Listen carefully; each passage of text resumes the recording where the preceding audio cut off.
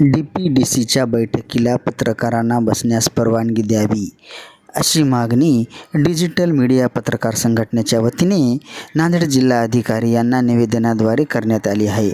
यावेळी digital media पत्रकार संघटनेचे अध्यक्ष प्रवीण खंदारे व संघटनेचे अनेक पदाधिकारी मोठ्या संख्येने उपस्थित होते।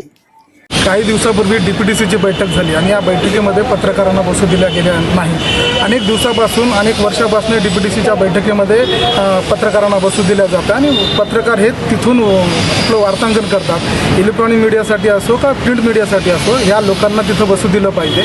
नेमका नांदेड जिल्ह्याचा विकास कोणत्या पद्धतीने होतोय आणि कोणते मुद्दे त्या ठिकाणी मांडले जात आहेत हे लोकांपर्यंत पोहोचण्यासाठी माध्यमांच्या प्रतिनिधींना तिथं बसू दिलं पाहिजे अशी आमच्या संघटनेची मागणी होती। आणि एकूणच पाहता त्या ठिकाणी जे आपण जर पाहिलात तर लोकसभेमध्ये असेल त्याच ठिकाणी सुद्धा लाईव्ह होतं, विधान भवनामध्ये सुद्धा हे लाईव्ह होतं। तर इथं नेमकं DPDCच्या बैठकीमध्ये काय चाललं आहे हे जनतेपर्यंत पोहोचू द्यायचं नाही का, हा सुद्धा या ठिकाणी प्रश्न उपस्थित होत आहे। आणि DPDCच्या बैठकीला पत्रकारांना प्रतिनिधींना बसू द्यावं अशी मागणी आम्ही जिल्हाधिकाऱ्यांना पण केलेली आहे। येत्या काळामध्ये पालकमंत्र्याला पण करणार आहोत आणि तसेच आपल्या राज्याचे मुख्यमंत्री यांच्याकडे सुद्धा आम्ही मागणी करणार आहोत की DPDCच्या बैठकीला बसू दिलं पाहिजे।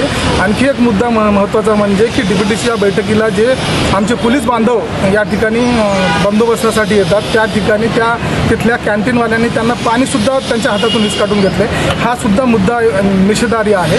आणि एकूणच पाहता येत्या काळामध्ये आम्ही आता निवेदन दिलेलं आहे, त्या काळामध्ये आम्हाला याचा सकारात्मक प्रतिसाद भेटेल अशी अपेक्षा करतो। आणि येत्या काळामध्ये डिजिटल मीडिया संपादक पत्रकार संघटनेच्या वतीनं असे समाज उपयोगी जे विषय आहेत ते उचलले जातील।